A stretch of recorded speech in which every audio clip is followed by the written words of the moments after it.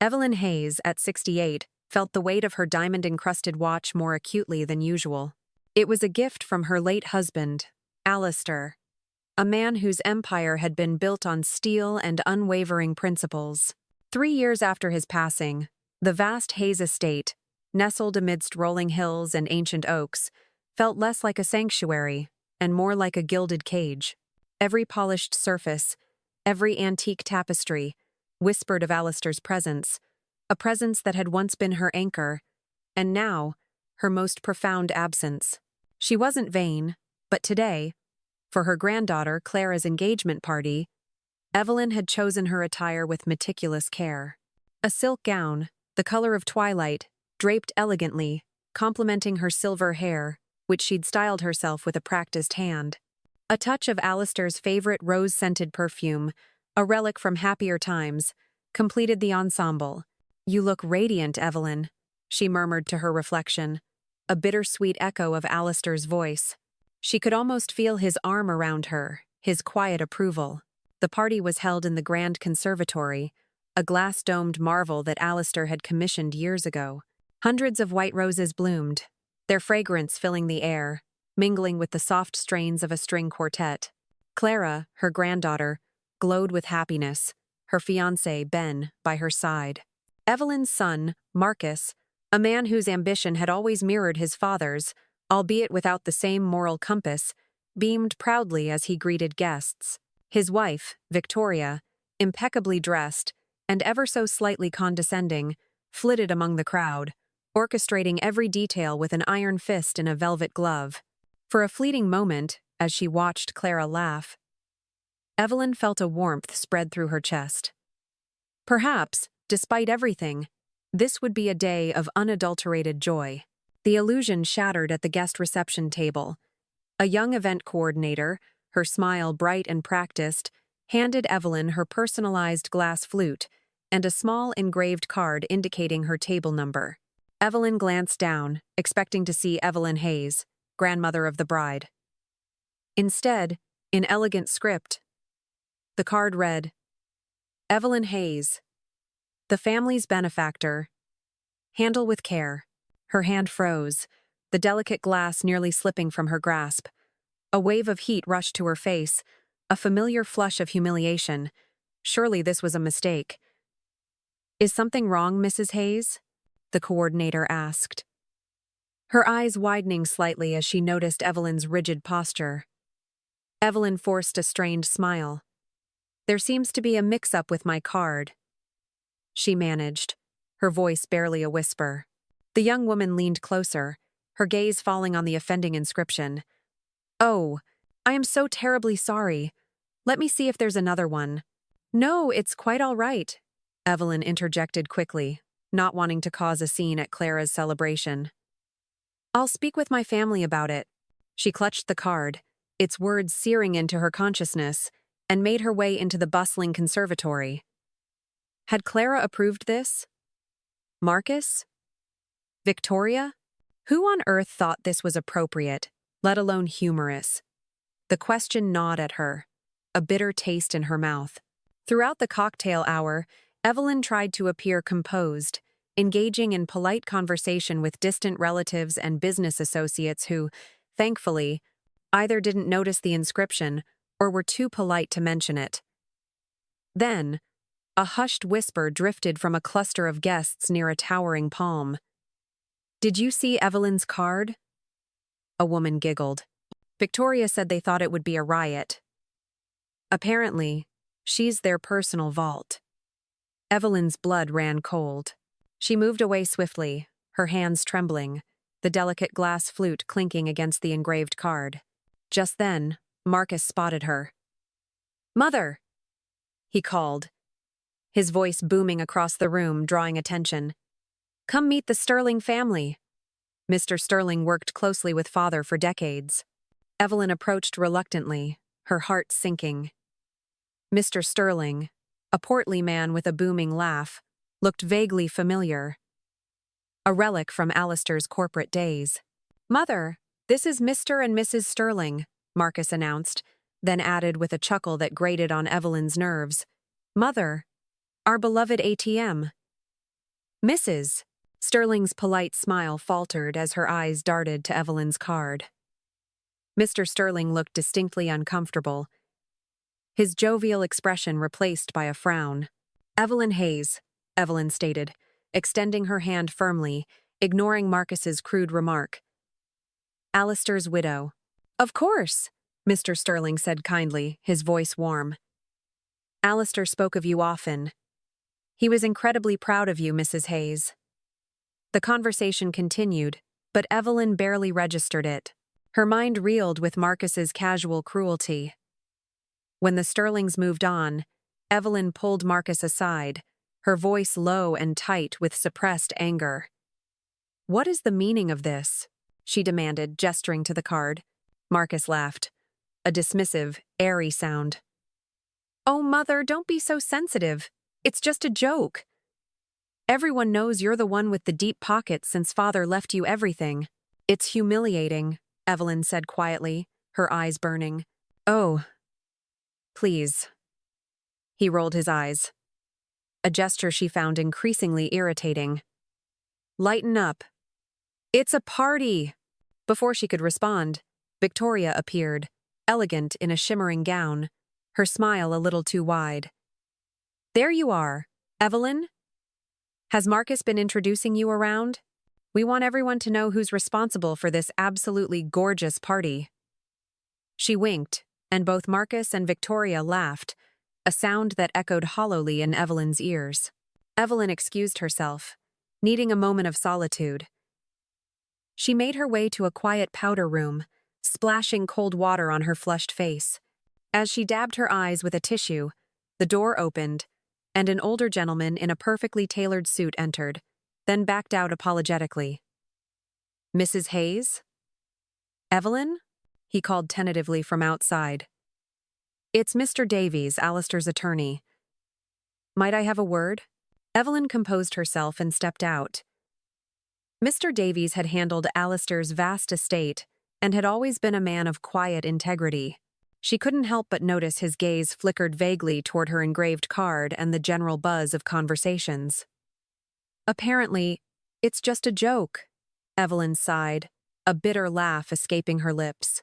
Mr. Davies's expression darkened. It's not funny, Evelyn. And Alistair would have been furious. He hesitated, then lowered his voice, his gaze serious. There's something you should know. Something Alistair insisted I not tell you unless it became absolutely necessary. He reached into his inner jacket pocket and withdrew a thick, sealed envelope. This is a codicil to Alistair's will. He added it shortly before he passed. Evelyn opened it with trembling fingers. The legal language was complex, but the meaning was chillingly clear. Any direct descendant who publicly humiliates Evelyn Hayes, or attempts to control her finances against her will, or tries to force her from her home, would be disinherited from their share of Alistair's fortune. A fortune much, much larger than even Evelyn had realized. She looked up at Mr. Davies, stunned. Why wouldn't he tell me this? He hoped it would never be needed, Mr. Davies said quietly. He wanted them to treat you right because they loved you, Evelyn, not because they feared losing their inheritance. Evelyn glanced back toward the conservatory, where Marcus and Victoria laughed, oblivious, celebrating, unaware that their behavior had just cost them millions. What do you want to do, Evelyn? Mr. Davies asked, his voice gentle. Evelyn carefully folded the document, the crisp paper feeling heavy in her hands, and handed it back to him.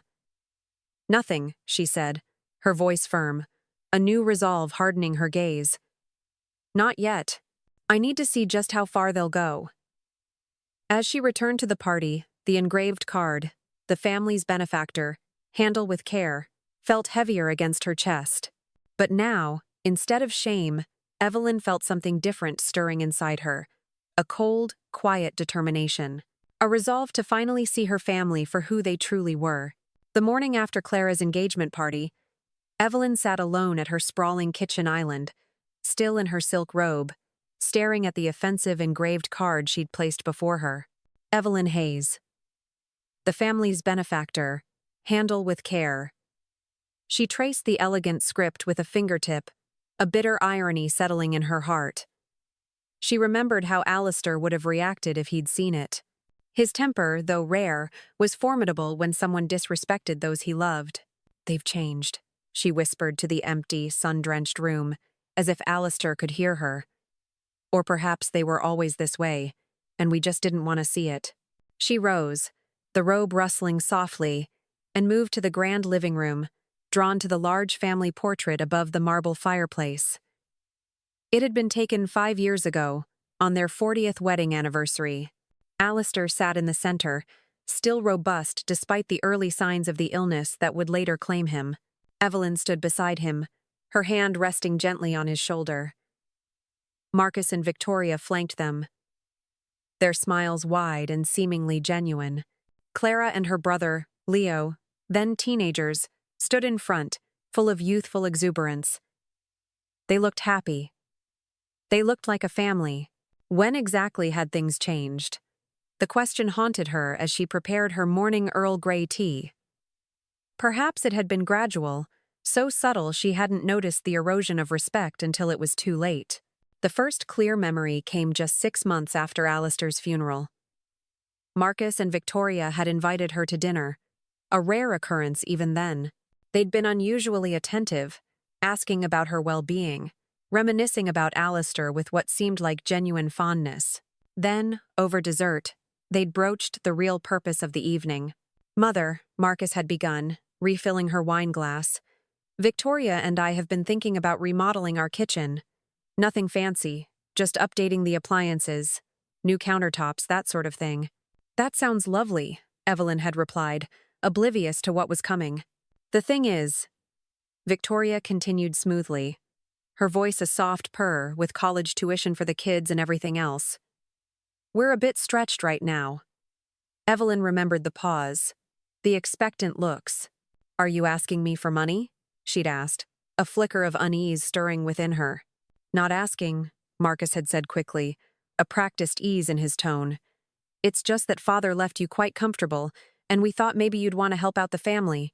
Evelyn had written them a check for $50,000 that evening. Looking back, that had been the beginning. Small requests became larger ones. A kitchen remodel became a full home renovation. Tuition assistance became luxury cars for both Clara and Leo when they turned 18. Family vacations that Evelyn was invited to join and expected to fund. She walked to the ornate hand-carved desk in Alistair's study, a room she rarely entered since his death, and pulled out a box of financial records. Sitting on the plush Persian rug like a schoolgirl, she began sorting through bank statements and canceled checks. The evidence of her financial support for Marcus and Victoria's increasingly lavish lifestyle was overwhelming. Over 3 years, she had given them nearly $500,000. The sheer sum made her gasp. The antique rotary phone on the desk rang, startling her. It was Victoria. "Evelyn, are you home? I've been calling your cell phone." Evelyn hadn't even noticed her cell phone was still in her evening purse. "Yes, I'm home. Is everything all right?" "Everything's fine. Marcus and I just wanted to thank you for everything yesterday." "Wasn't Clara's party beautiful?" "Yes, it was lovely," Evelyn said, her voice flat. "Clara and Ben are so grateful for your generosity. They couldn't have had such a wonderful party without you." Evelyn closed her eyes, remembering the $75,000 check she'd written for the conservatory rental and catering. "I was happy to help.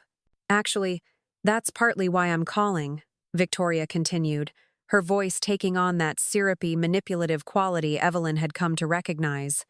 "Ben's parents were supposed to pay for the honeymoon, but his father's business has been struggling, and they've had to back out. Clara is just devastated." Evelyn could hear what was coming next, the familiar drumbeat of expectation. "We were wondering if you might be able to help? They've got their hearts set on 2 weeks in the Maldives. Marcus and I would contribute, of course, with everything we spent on the party." Everything they spent? Evelyn had covered almost all of it. "I'll think about it," Evelyn said, surprising both herself and Victoria with her non-committal response. There was a pause, a beat of unexpected silence. "Oh," Well, they need to book soon to get the best rates. I understand. I'll let you know tomorrow. After hanging up, Evelyn returned to her financial archaeology. Alistair had always warned her about Marcus's relationship with money. He sees it as the solution to everything, he'd told her once, his brow furrowed. But money without values just creates more problems. Evelyn hadn't understood then. Or perhaps she hadn't wanted to understand. A soft knock at the study door startled her. Through the peephole, she saw Leo, her grandson, shifting nervously on the porch. She quickly gathered up the scattered financial papers and stashed them back in the box before opening the door. "Grandma," he said, stepping forward to hug her. At 21, he was tall like his grandfather, with the same kind eyes that seemed to see more than others. "Are you okay?" "I've been texting you." "I'm fine, sweetheart. Just a bit tired after yesterday." "Come in." He followed her to the kitchen, where she put on the kettle for fresh tea. Leo had always been different from the rest of them, more thoughtful, less fixated on appearances and status. "I wanted to apologize for yesterday," he said, sitting at the kitchen table, his gaze earnest. "The card? The way everyone was talking. It wasn't right." Evelyn felt a lump form in her throat. "You noticed?" "Of course I noticed. So did a lot of people." He looked down, embarrassed. "I should have said something." Evelyn patted his hand. "It's not your responsibility to correct your parents. But it is my responsibility to stand up for what's right." He looked at her directly, his eyes filled with a quiet intensity. "Dad and Mom. They've changed since Grandpa Alistair died. Or maybe I just didn't see it before. All they talk about is money. Your money, specifically." "What do you mean?" Evelyn asked, a cold dread beginning to creep into her stomach. Leo hesitated. "Last week, I overheard them discussing your house. Dad said something about how it's too big for one person, and how they could help you downsize." The kettle whistled, giving Evelyn a moment to absorb this chilling information. As she poured the hot water over the tea bags, she thought about Mr. Davies and the codicil to Alistair's will. She thought about the engraved card, the constant requests for money, and now this apparent plan to move her out of her home. "Grandma?" Leo's voice brought her back to the present. "Are you sure you're okay?" Evelyn set the teapot on the table and sat down across from him. "I'm better than okay, Leo. I think I'm finally seeing things clearly for the first time in years." "What do you mean?" Evelyn smiled, making a decision. "Just that. It's time for some changes around here." As they sipped their tea, Evelyn found herself studying her grandson's face, wondering if he was truly different from his parents, or if the seeds of entitlement were merely dormant, waiting for the right conditions to sprout. For the first time since Alistair died, Evelyn felt a cold clarity replace her grief and loneliness. She wouldn't be making any hasty decisions, but she would be watching and waiting to see who in her family truly deserved the legacy Alistair had left. 3 days after the engagement party, Marcus and Victoria organized a post-celebration brunch at their exclusive country club. Evelyn deliberated whether to attend. Part of her wanted to retreat, to nurse her wounds in the quiet solitude of the Hayes estate. But a stronger, newer impulse, a spark of the old Evelyn Alistair had so admired, won out. Curiosity, a cold, analytical curiosity, compelled her. She wanted to see if the engraved card incident had been an anomaly, a momentary lapse in judgment, or part of a deeper, more insidious pattern. She arrived at the Grand Oaks Country Club, dressed in a simple but elegant cream pantsuit that Alistair had always said made her look regal.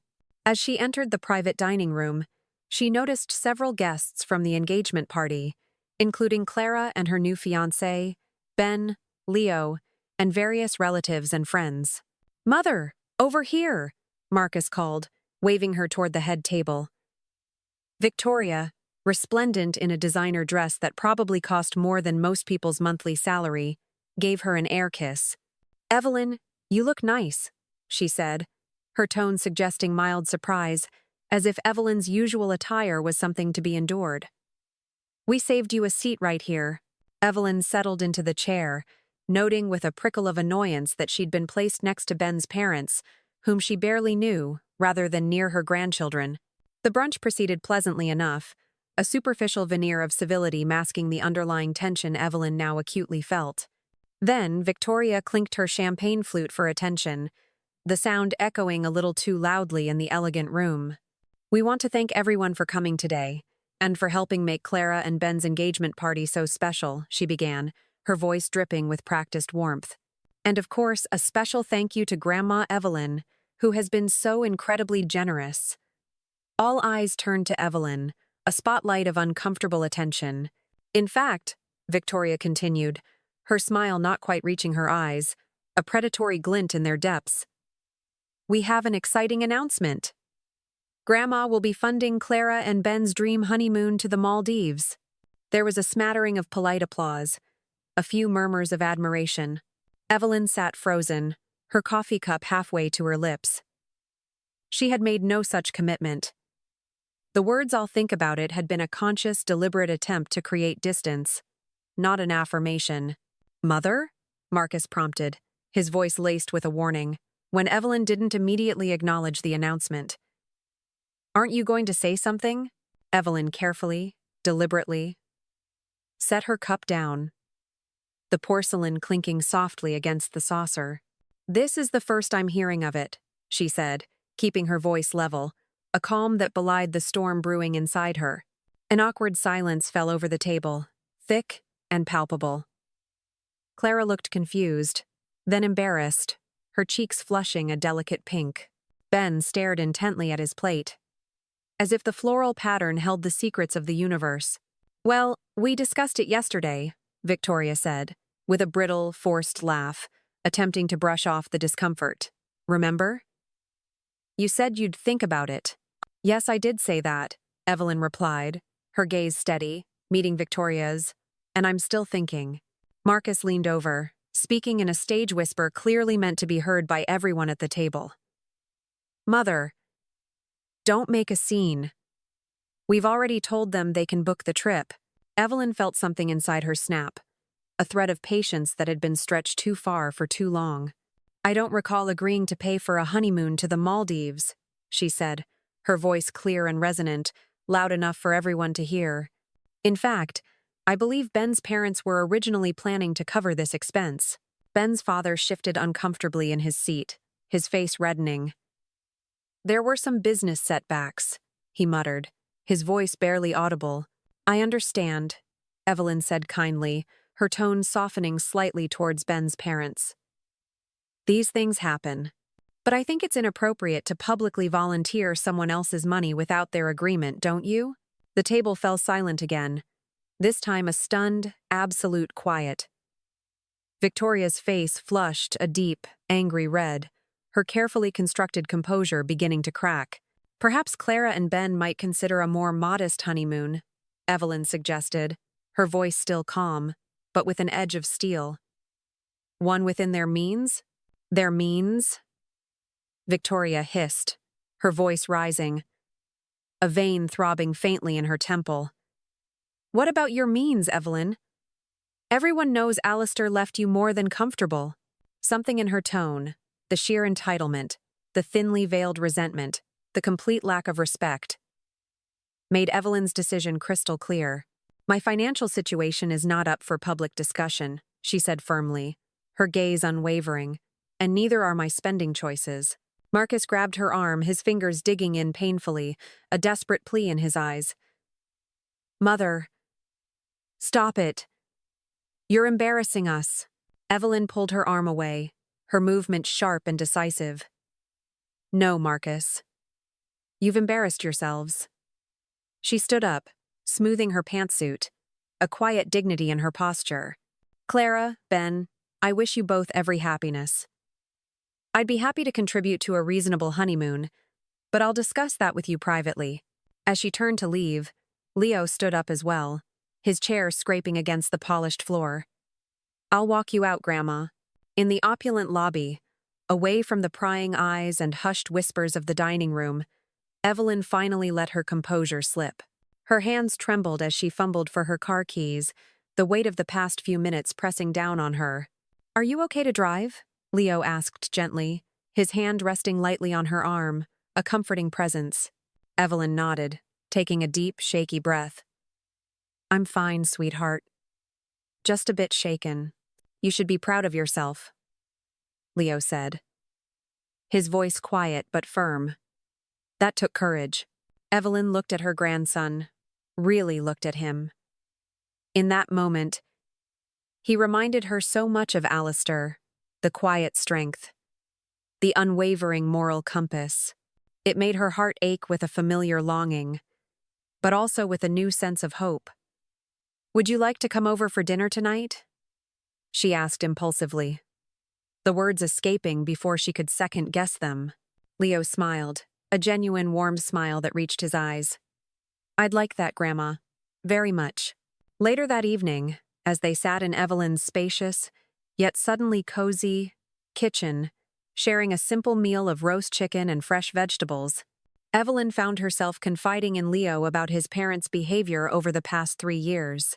The constant financial demands, the gradual erosion of respect, the feeling of being seen as nothing more than a source of funds.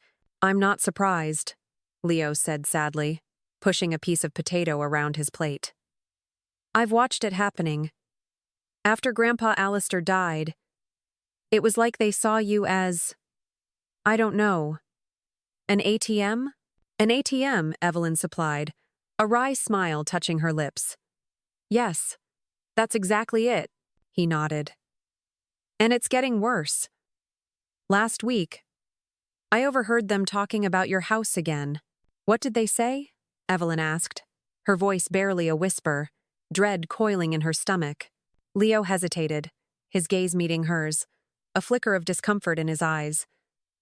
"They were discussing how to convince you to move into Harmony Gardens, the retirement community. Dad said it would be better for everyone if you downsized. He mentioned something about the real estate market being hot, and how they could help you maximize your investment." Evelyn felt sick. Her house, her sanctuary, filled with memories of the life Alistair and she had built together. The place where she felt closest to him. They weren't just after her money, they wanted her home too. "Leo," Evelyn said, her voice trembling slightly. "There's something I need to tell you." She had decided. She would trust him with the truth about Alistair's codicil. But before she could continue, the doorbell rang, a sharp, insistent chime that shattered the quiet intimacy of the moment. Through the window, Evelyn saw Marcus's sleek black sedan in the driveway. "It's your father," she said, a new resolve hardening her expression. Leo's eyes narrowed. "You don't have to answer it, Grandma." "No," Evelyn replied, pushing back her chair and standing. "I think it's time we cleared the air." She walked to the front door, her heart pounding, but her steps firm. She opened it to find Marcus standing there, his face flushed with anger, his jaw clenched. "What the hell was that performance at brunch?" he demanded, pushing past her into the hallway, his gaze sweeping the room before landing on Leo in the kitchen. "What are you doing here?" "Having dinner with Grandma," Leo replied calmly, his voice steady. "Something the rest of you might try sometime, without asking for money." Marcus's face darkened further, a muscle twitching in his cheek.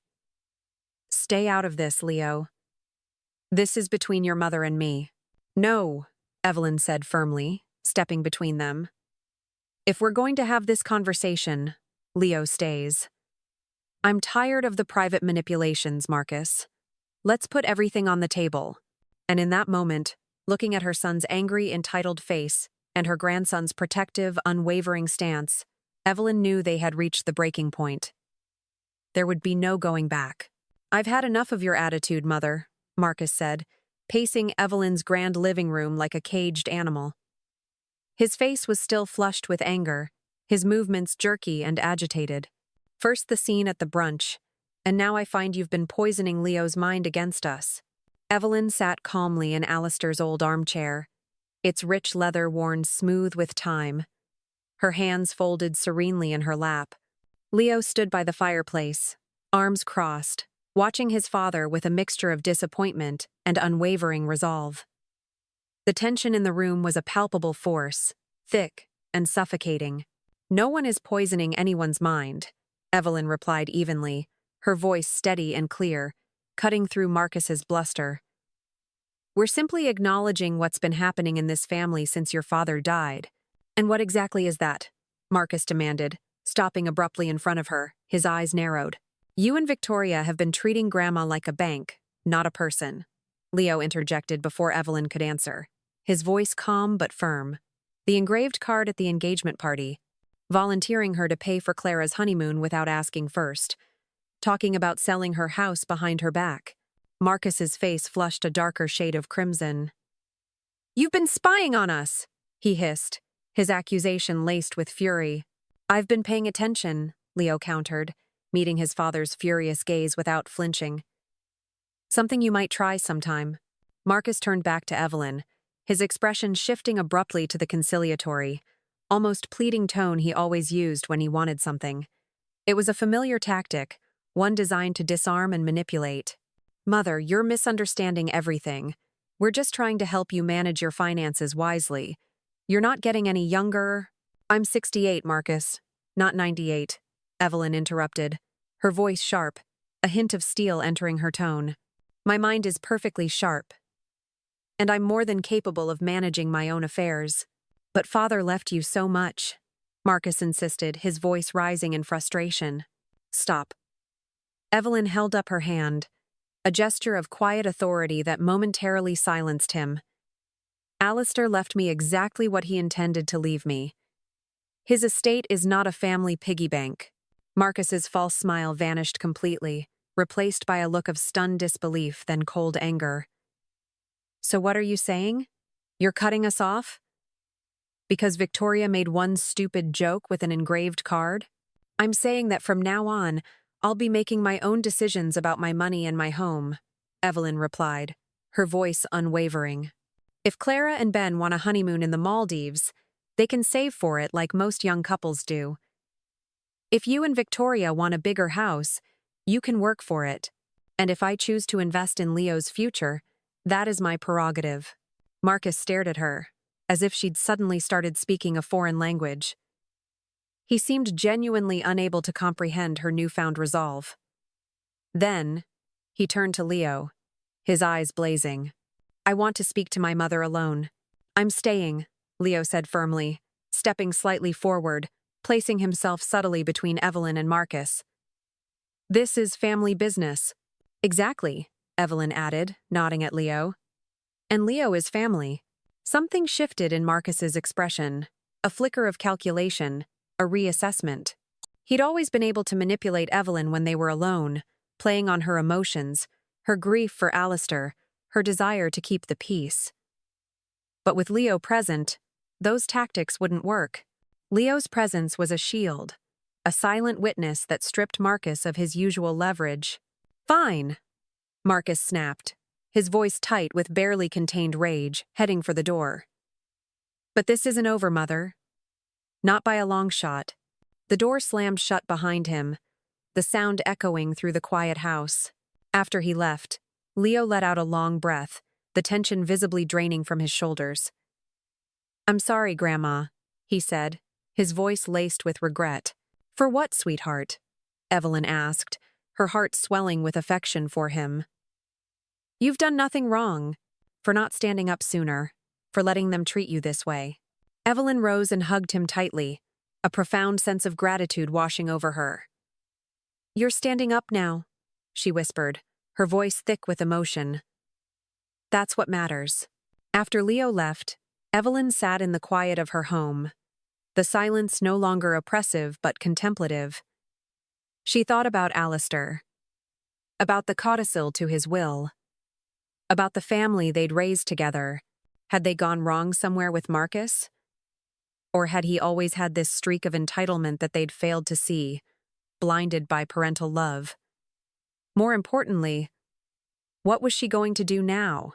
The answer came slowly, taking shape in her mind like a photograph developing in a darkroom. Instead of confronting Marcus and Victoria directly with the codicil, which would only make them change their behavior out of fear rather than genuine respect, she would simply let them continue showing their true colors. Meanwhile, she would quietly reclaim her life and her independence. She would not be a victim, she would be the architect of her own future. The next morning, Evelyn called Mr. Davies. "Evelyn?" He answered warmly, his voice carrying a hint of concern. "I've been hoping to hear from you after the engagement party." "Yes, that's partly why I'm calling," Evelyn explained, recounting what had happened at the brunch and Marcus's angry visit afterward. "I need to understand exactly what Alistair left in his will. Mr.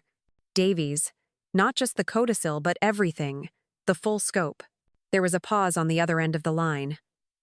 "Perhaps this would be better discussed in person, Evelyn. Could you come to my office this afternoon?" 3 hours later, Evelyn sat across from Mr. Davies in his well-appointed office, the walls lined with leather-bound legal tomes. As he explained the full extent of Alistair's estate, the numbers took her breath away. It was far more substantial than she had ever imagined. Alistair built several companies over his lifetime, Mr. Davies explained, his voice calm and professional, and sold them at just the right moments. His investments were extremely conservative, which means they weathered the economic downturns beautifully. "I knew we were comfortable," Evelyn said faintly, her mind reeling. "But this?" "Alistair was a private man when it came to money," Mr. Davies continued. "He didn't believe in flaunting wealth." He smiled gently. "He always said you married him when he had nothing but potential and a beat-up sedan, so he never wanted you to become one of those women who only care about designer labels and country club memberships." Evelyn laughed softly, a genuine, unburdened laugh, hearing Alistair's voice in those words. "That sounds exactly like him. As for the codicil," Mr. Davies continued, his expression turning serious again, "it's straightforward but powerful. Any direct descendant who publicly humiliates Evelyn Hayes forfeits their entire inheritance. The engraved card incident at the engagement party would certainly qualify, and the brunch, that too, most likely." He paused, looking at her kindly. "But Evelyn, you don't have to make any decisions right now. The codicil remains in effect for your lifetime. It's a protection, a safeguard." Evelyn nodded, her gaze distant, already formulating a new path. "What if I wanted to make some changes of my own? To my will? To how my assets are managed?" Mr. Davies leaned forward, a flicker of interest in his eyes. "What did you have in mind?" By the time Evelyn left Mr. Davies's office, she had a plan. No dramatic confrontations, no ultimatums. Not yet. Just a quiet reclaiming of her life and her power. First, she called her old friend Beatrice, whom she hadn't seen much since Alistair's death. They arranged to meet for lunch the following day. Then, Evelyn stopped by the local community center and picked up a brochure for their adult education classes. Alistair had always encouraged her to pursue her interest in ceramics. Perhaps it was time. At home, she sat at her computer and began researching small business loans. Leo had mentioned wanting to open an independent bookstore after college but was worried about the startup costs. A genuine investment in her grandson's future, one built on his passion and hard work, seemed like a perfect use of some of her resources. When her phone rang and she saw it was Victoria, Evelyn let it go to voicemail. The old Evelyn would have answered immediately, anxious about what emergency or demand might be coming. But that Evelyn was fading away, replaced by a woman who was finally recognizing her own worth. The voicemail, when she listened to it later, was exactly what she expected. "Evelyn, it's Victoria. Marcus told me about your conversation last night. I think there's been a misunderstanding. We've always had your best interests at heart. Marcus and I were thinking we should have dinner this weekend to clear the air." "Oh, and Clara mentioned you'd reconsidered about the honeymoon. They really need to book soon to get the best rates. Call me back." Evelyn deleted the message without returning the call. Instead, she opened her checkbook and wrote a modest check as an engagement gift for Clara and Ben. Enough for a nice honeymoon, perhaps a charming B&B stay in the Hamptons, but certainly not the Maldives. She enclosed it in a card with a warm note wishing them happiness, then sealed the envelope. Her silent strategy had begun. No confrontations. No drama. Just quiet, firm boundaries. Alistair would have approved. 6 months passed in a blur of quiet but significant changes. Evelyn enrolled in ceramics classes at the local community center, her hands finding a surprising joy in shaping clay. She reconnected with old friends, Beatrice among them, sharing laughter and stories over weekly lunches. Most importantly, she spent more time with Leo, who visited regularly. She provided him with seed money for his independent bookstore business plan, which was coming along beautifully, filled with innovative ideas for community engagement and literary events. Meanwhile, Marcus and Victoria's attitude toward Evelyn oscillated between chilly distance and desperate attempts to re-establish their access to her finances. When the silent treatment failed to yield results, they would suddenly appear with forced smiles and transparent excuses to visit. Each time, they would eventually steer the conversation toward money, a new wing they were planning for their house, Clara's desire to buy a larger home with Ben, their own retirement concerns, the rising cost of luxury travel. Each time, Evelyn politely declined to engage. "I'm making my own financial decisions now," became her mantra, delivered with a calm smile that grew more confident with each repetition. They didn't take the rejection well. Victoria's texts became increasingly hostile, laced with thinly veiled accusations of selfishness and ingratitude. Marcus's calls grew more demanding, his voice often tinged with a desperate frustration.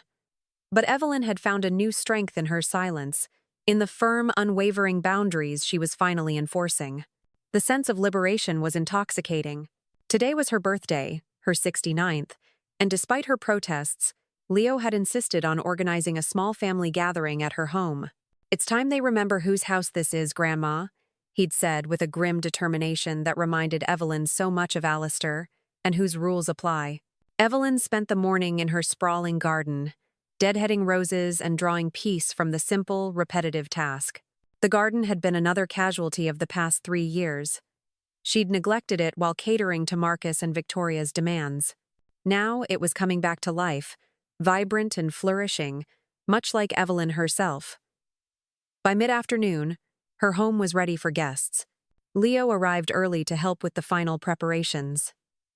"Are you sure you're ready for this?" he asked, arranging an assortment of artisanal cheeses and crackers on a platter. "As ready as I'll ever be," Evelyn replied, smoothing the fabric of her new dress, a bold emerald green she would never have chosen before, but which Beatrice had insisted would bring out her eyes. She'd even applied subtle makeup with techniques learned from a class at the community center. Besides, it's just dinner. But they both knew it was more than that. This was the first time in months that the entire family would be together under her roof. Marcus and Victoria, Clara and Ben, and even a few of Alistair's old friends, including Mr. Davies. The doorbell chimed precisely at 5. Marcus and Victoria stood on the porch, their smiles so artificial Evelyn could almost hear the plastic stretching. "Happy birthday, Mother," Marcus said, handing her a bouquet of store-bought roses that looked suspiciously like the ones from the grocery store. "Evelyn, you look different," Victoria added, her eyes taking in Evelyn's new dress, her elegantly styled hair, the subtle makeup. Her tone suggested not admiration but a vague unease, as if Evelyn had somehow deviated from her assigned role. "Thank you," Evelyn said simply, stepping back to let them enter. Clara and Ben arrived moments later, followed by Mr. Davies and another couple who had been close friends with Alistair and Evelyn for decades.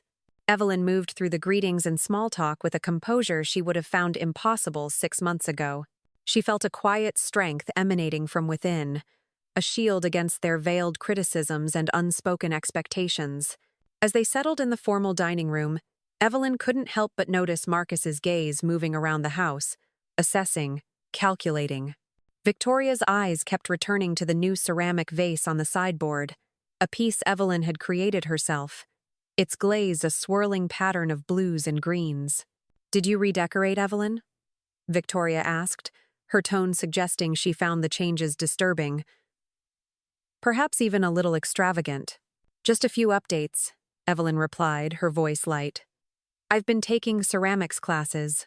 "Ceramics classes?" Marcus echoed, as if Evelyn had said she was learning to fly spaceships.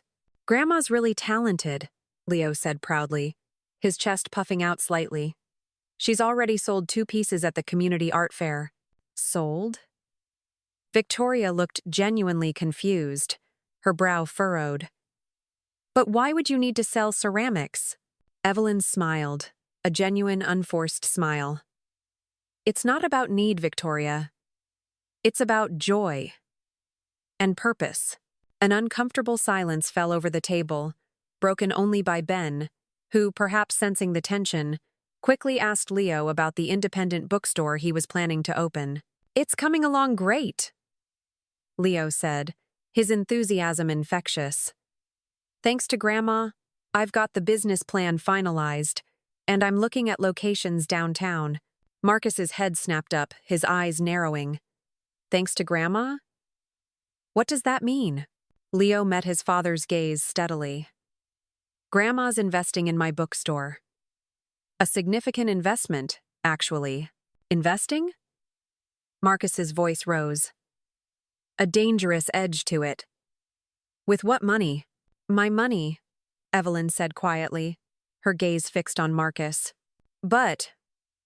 "Mother," Marcus began, then caught himself, glancing nervously at the other guests, who were now watching the exchange with thinly veiled interest.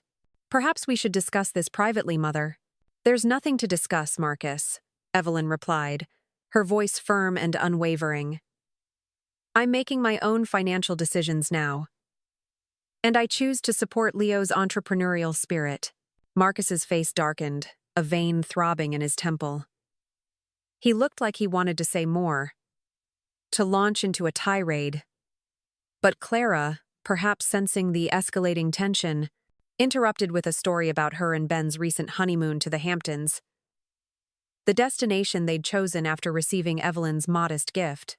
The conversation shifted, the tension temporarily diffused, but the undercurrent of resentment remained. After dinner, as they moved to the living room for coffee and dessert, Victoria cornered Evelyn in the kitchen. "Evelyn, what's going on with you?" she demanded in a harsh whisper, her voice tight with suppressed anger. "First you refused to help with the Maldives honeymoon, then we hear nothing from you for months, and now you're throwing money at Leo's pipe dream." "It's not a pipe dream, Victoria," Evelyn replied calmly, picking up the elegant cake knife. "It's a solid business plan. Don't be naive. Bookstores aren't profitable anymore. He's using you." Victoria hissed. Her eyes narrowed. "No, Victoria," Evelyn said, meeting her gaze directly. "I'm supporting my grandson's ambition." "There's a difference." Victoria's eyes narrowed further, a predatory glint in them. "Marcus and I have been talking. We think it's time you consider moving somewhere more manageable. Harmony Gardens has lovely apartments, and the money from selling this house could help all of us." So there it was. The plan Leo had overheard, now brought into the open, brazen and undisguised. They wanted her home. "This house isn't for sale, Victoria," Evelyn said firmly, her voice leaving no room for argument. "And my living arrangements aren't up for family discussion." Before Victoria could respond, Marcus appeared in the doorway, his expression grim. "Everything okay in here?" "Just wonderful," Evelyn said, picking up the beautifully decorated cake she'd baked that morning. "Shall we have dessert in the living room?" Marcus cleared his throat, a nervous sound, as Evelyn began cutting the cake. "Before we move on, Mother, there's something Victoria and I want to discuss with everyone." Evelyn's hand stilled on the cake knife. This wasn't part of the evening she had planned. This was their desperate, final maneuver. "We've been concerned about Mother's decision-making lately," Marcus announced to the room, his voice carefully modulated, designed to sound reasonable, concerned. "She's making unwise financial choices, isolating herself, and refusing family guidance." A stunned silence fell over the room, the only sound the soft clinking of teacups. We think it's time to consider a power of attorney arrangement, he continued, his gaze sweeping the faces of the assembled guests, for her own protection. Mr. Davies, who had been quietly sipping his coffee, set down his cup with deliberate, almost theatrical care. That's a serious step, Marcus. Do you have evidence of diminished capacity? She's giving away money to fund a bookstore in the digital age, Marcus replied, as if that explained everything, as if it were irrefutable proof of Evelyn's incompetence. And she's refusing to consider sensible downsizing options. Evelyn felt a strange, chilling calm settle over her. This moment had been inevitable from the day she'd started saying no. This was the culmination of their entitlement, their greed. Your mother seems perfectly competent to me, Marcus, Mr. Davies observed, his voice quiet but firm, his gaze steady on Marcus. Making decisions you disagree with is not evidence of incapacity. You don't understand, Marcus insisted, his voice rising, his composure finally cracking. She's always relied on Father, and then on me, for financial guidance. Now suddenly she's making these irrational choices. Enough. Evelyn set down the cake knife, the small clatter echoing in the hushed room. She stood, her posture erect, her gaze sweeping over Marcus and Victoria, then to the other guests. I am not irrational, incapacitated, or in need of your guidance, Marcus. Mother, be reasonable, Marcus pleaded, a desperate edge to his voice. I've been reasonable for 3 years, Evelyn interrupted, her voice gaining strength, resonating with a newfound authority. I've paid for renovations, vacations, cars, and an engagement party. I've allowed you to treat me like a walking checkbook rather than your mother. But that stops now. Marcus's face flushed a dark, mottled red, his eyes blazing with fury. Is this what you want? He demanded, gesturing around the table, his voice thick with accusation. To humiliate us in front of everyone? To make us look like villains? No, Marcus, Evelyn said quietly, her voice devoid of anger, only a profound sadness. You've managed that all on your own. You selfish old woman, he hissed, standing up so abruptly his chair nearly toppled, his hands clenched into fists. After everything we've done for you, Marcus. Victoria tugged at his arm, suddenly aware of how this looked to the others, of the irreparable damage he was inflicting on their public image. But Marcus was beyond caring. You think you can just cut us off? Father would be ashamed of you. It was at that precise moment that Mr. Davies cleared his throat, a small, polite sound that somehow cut through Marcus's rage, and spoke the words that would change everything. Actually, Marcus, he said, his voice calm and deliberate, your father anticipated this exact situation. The silence that followed Mr. Davies's words was absolute, heavy with unspoken shock. Marcus stood frozen, his mouth slightly agape, his furious expression slowly dissolving into one of disbelief. Victoria, beside him, seemed to shrink, her usual poised demeanor crumbling. Mr. Davies, ever the professional, reached into his inner jacket pocket and removed a familiar, thick envelope, the codicil. Alistair added a codicil to his will shortly before he passed. Mr. Davies explained to the stunned room, his voice calm and deliberate, cutting through the thick tension. He was concerned about how Evelyn might be treated after he was gone.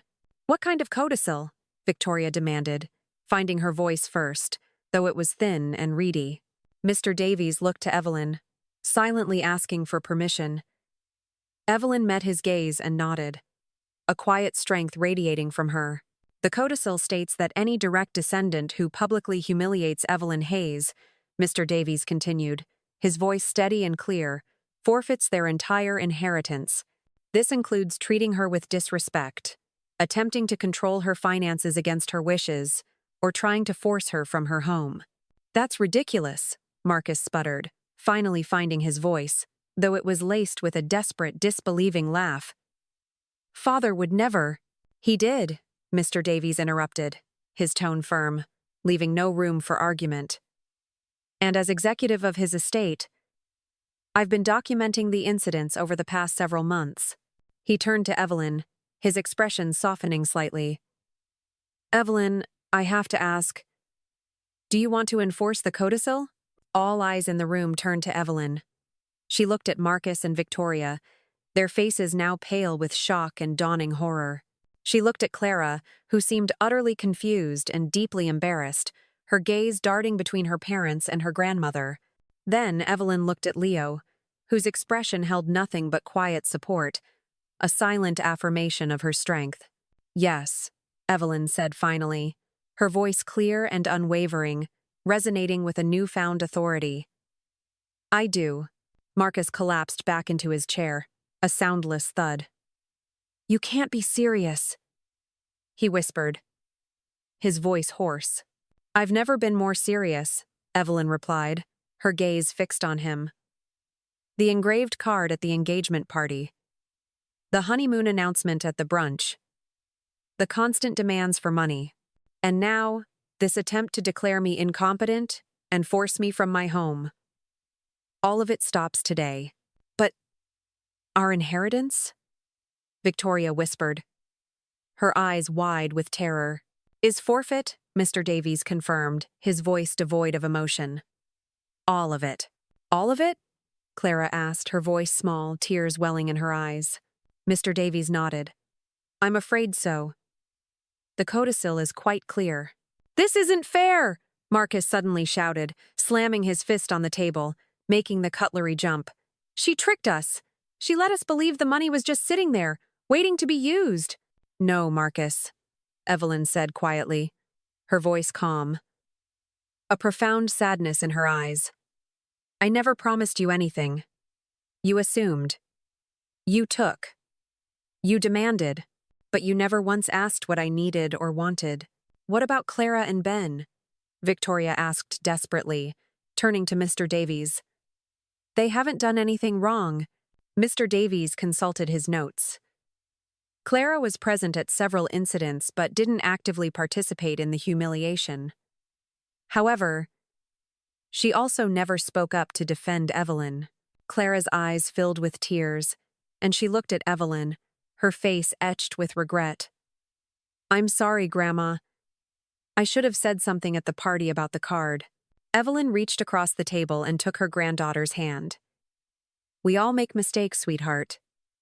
The question is what we learn from them. So what happens now? Ben asked, putting his arm around Clara, offering her comfort.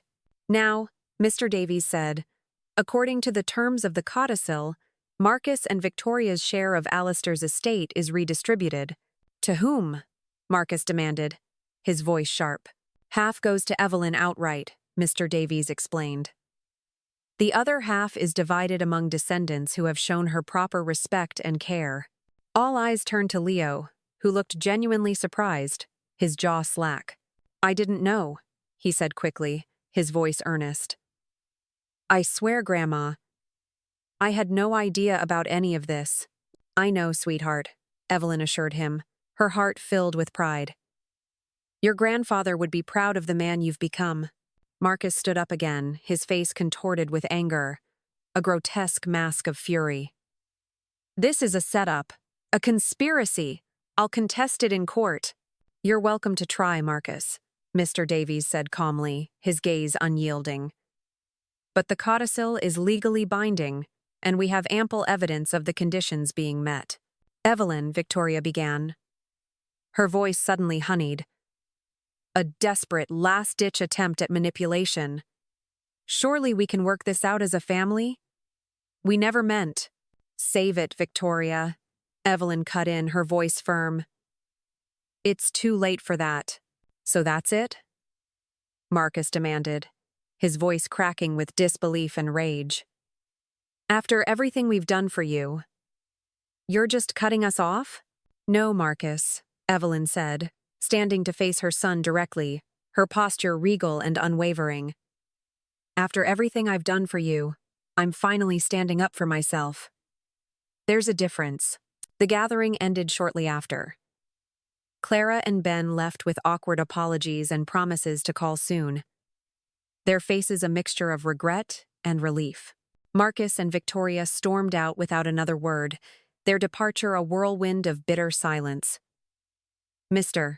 Davies and the other guests made tactful exits, leaving just Leo and Evelyn in the sudden, profound quiet of her home. "Are you okay, Grandma?" Leo asked, helping her clear the barely touched dessert plates, his voice filled with concern. "I'm better than okay, Leo," Evelyn replied, surprised to find it was true. A profound sense of lightness, of freedom, enveloped her. "I feel free." 1 year later, Evelyn stood in the doorway of the Literary Nook, the independent bookstore Leo had finally opened in a charming, converted Victorian house downtown. The morning sunlight streamed through the tall windows, illuminating shelves of carefully curated books and comfortable reading nooks. A coffee counter, staffed by Leo's girlfriend, Maya, served locally roasted beans and homemade pastries, their aroma mingling with the scent of old paper. In the children's section, a vibrant mural Evelyn had painted covered one wall, a whimsical forest scene with hidden animals and fairy houses for young readers to discover. Twice a week, Evelyn led story time for neighborhood children, something she'd never imagined herself doing before.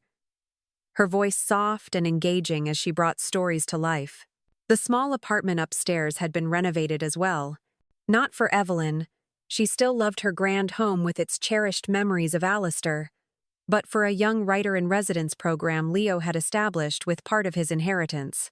The bell over the door jingled, and Clara stepped in, pushing a stroller with her 3-month-old daughter Alistaira, named after her great-grandfather. "Grandma!" Clara called, spotting Evelyn, a genuine smile lighting up her face. "I didn't know you'd be here today. Just dropping off some new ceramic bookmarks I painted," Evelyn said, bending to admire baby Alistaira, whose tiny hand gripped a colorful toy. "Hello, little one." Over the past year, Clara and Evelyn had slowly rebuilt their relationship. After the initial shock of the inheritance revelation, Clara had made genuine efforts to connect with Evelyn independently of her parents. Ben had proven to be a steadying influence, encouraging Clara to form her own opinions rather than echoing Victoria's loss. Their conversations were no longer about money, but about life, about Clara's new role as a mother, and Evelyn's newfound hobbies. Marcus and Victoria were a different story.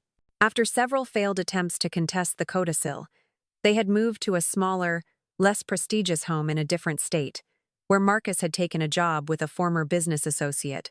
Their communication with Evelyn was limited to terse Christmas cards and occasional strained updates through Clara. The silence, Evelyn realized, was no longer painful, but peaceful. "Mom called last week," Clara said with a sigh, settling at a small table with the baby. "Same conversation as always. Complaints about Dad's job, the house they had to settle for, how unfair everything is." "I'm sorry," Evelyn said, though she felt no real sorrow for Marcus and Victoria. "Don't be," Clara said firmly, meeting Evelyn's gaze. "They made their choices. I've made mine." Maya brought over coffee and fresh scones, cooing over the baby before returning to the counter.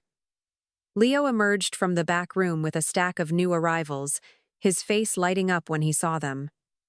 "Perfect timing," he said, joining them at the table. "I wanted to run something by you both." He explained his idea for expanding the store's community programs, including literacy tutoring for adults and writing workshops for teens. "It would mean reinvesting some of the profits," he added. "But I think it's worth it." "I think it's wonderful, Leo," Evelyn said, feeling a surge of profound pride. As they discussed the details, Evelyn gazed around the sunlit bookstore. This beautiful space represented not just Leo's dream, but a new chapter for all of them. In the years since the revelation, Evelyn had discovered parts of herself that had been dormant for too long.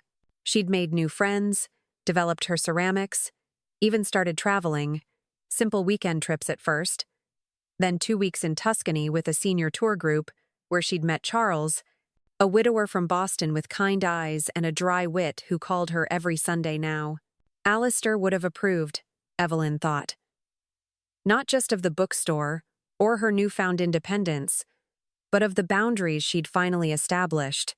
He had tried to protect her with his codicil, but in the end, Evelyn had learned to protect herself. Clara's baby, Alistaira, let out a happy gurgle, drawing Evelyn back to the present. This was her family now. Not perfect, not complete in the traditional sense, but real. They were building something new from the ruins of what had been lost, and it was, in its own way, beautiful. "What do you think, Grandma?" Leo asked, pulling her into the conversation, his eyes sparkling with enthusiasm. Evelyn smiled at her grandson and granddaughter, at the baby who represented their future, at the bookstore that had grown from trust and respect rather than obligation and greed. "I think," she said, her voice filled with quiet contentment, "that this is exactly where we're supposed to be."